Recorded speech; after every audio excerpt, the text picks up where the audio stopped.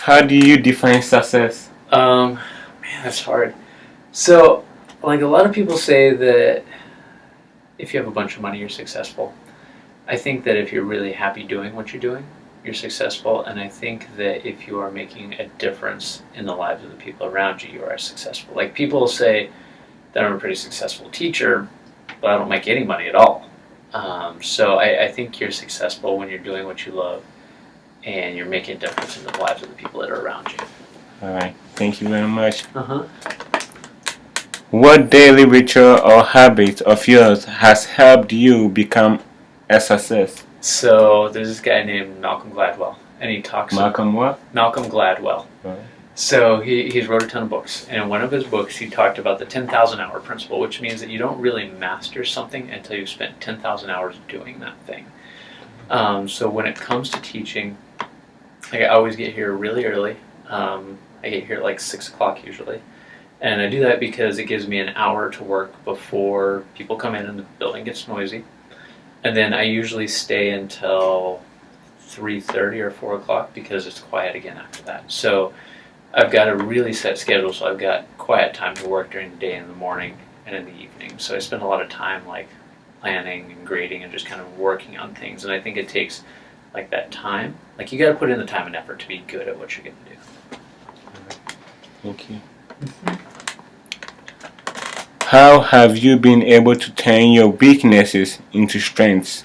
So one of my biggest weaknesses is that I'm not a very outgoing person. Like I'm not the kind of person that's going to be like the life of the party or whatever, but I can really build like a good relationship with a student because I'm good with people one on one. I just don't like big crowds. So because of that, like in the classroom, it means that I can do okay working with students one on one. And I think one of my strengths is getting to know students and working with those students one on one rather than being like the life of the party. So I kind of took what many people would see as weakness, not being like super outgoing, and turned that into a strength and being able to work with students. A quote from Anthony J.D. Angelo states, "In order to succeed, you must fail, so that you know what not to do the next time." Do you agree with this quote? And can you think of a life experience you had which applies to this quote? Absolutely. You guys do this all the time in lab. Like you fail in lab and then you learn from it. But yeah, all the like. Some people say like there's a point where you've arrived, like you are the best at what you do. And I don't think you ever get to a place where you're the best. You can always learn and you're always going to fail. If you are trying new things, if you're trying to innovate, if you're trying to do something different, you're going to fail along the way. And so it's all about how you respond to that failure. Do you give up or do you try something different? So like with you guys in class, we try things that are new all the time, which is one of the things that I think keeps class fun is because we're all trying new stuff. But sometimes it doesn't work out. So when it doesn't work out, you think about, all right, well, why didn't this work out? And then you kind of figure out, all right, if this is the reason it didn't work out, what can we do next time to change it? So that's kind of one example. And another example is, like with this freshman program I'm running, we came up with all of these huge ideas about what we wanted to do. Some of them worked, some of them didn't. And the ones that aren't working, we're kind of learning from them so that when we do it again next year, we can do things differently. What role do past failures or mistakes play in achieving success? Please share examples from school or life experiences. Okay, so failures or mistakes. So my very first, not my first job out of college, first job that I had for a long time out of college. For 2 years, I worked in a church in like student ministry. And I was okay at that job, but I wasn't great at that job. And like when the economy got bad, the church didn't have money anymore. And so because I wasn't doing so good in my job, they laid me off. If I had not been laid off from that job, I would have never started teaching. Because it's like from getting laid off from that job that I found my way into teaching. And teaching ended up being the thing I should have been doing all along. So what was your occupation in that job?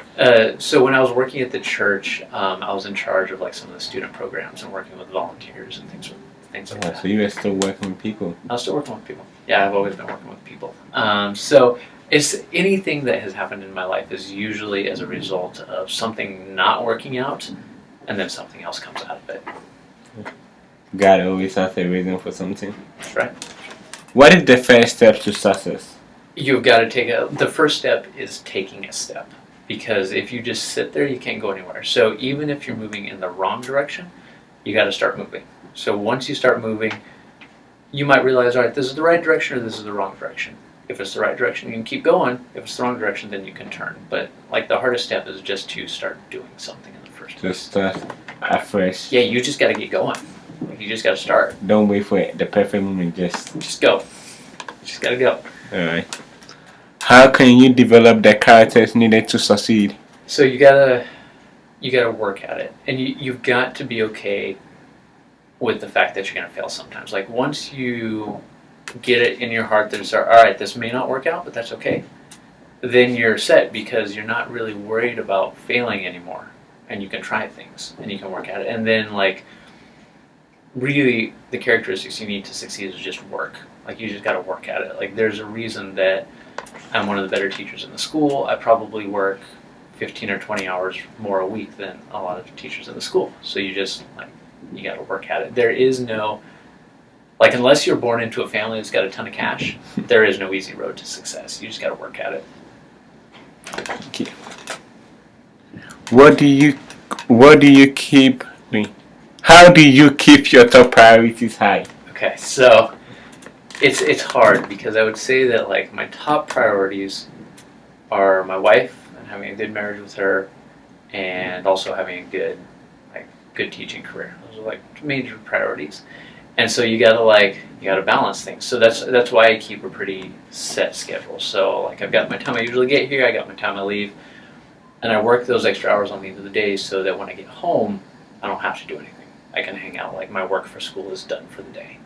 Your computers, I think your camera's still on, but so I think that you've kind of got to say, like I'm going to give this amount of time to this thing, then I'm going to give this amount of time to that thing, and then like you've got to do stuff for yourself too. Like I really enjoy running, so a couple days a week I'll say, all right, I got to take half hour, an hour, whatever, go out for a run and come back because everybody's happier. I'm a lot less stressed out. I feel better. Things are good when I get to go for a run. So you just got to divide things up and say, all right, I'm going to do this, and then I'm going to do this, and then I'm going to do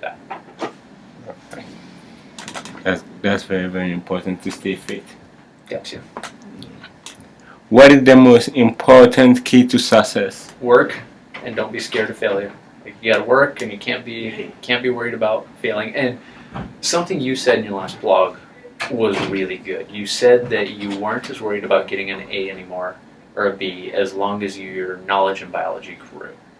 And I think that's a really good mindset to have, because if you just think in your brain all your life, I've got this one goal, and if I don't make this goal, then it's all lost, then you miss everything that you did getting to that goal. And a lot of times the stuff you do getting to the goal is way more valuable than actually getting to the goal itself. I mean, you need to have the goal that you're aiming for, but you got to be able to learn along the way. What experiences made you successful?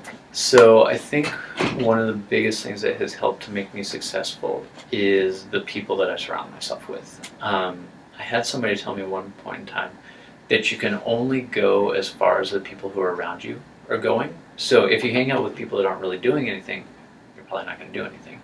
But if you hang out with people that are really inspiring, that are doing interesting things, then you're going to be more likely to do interesting things.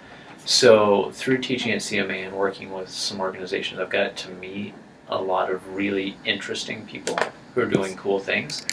And so by being connected to them and learning from them, I can draw on their experience and do good things too. So it's all about the people you know. It really is. Thank you very much, Mr.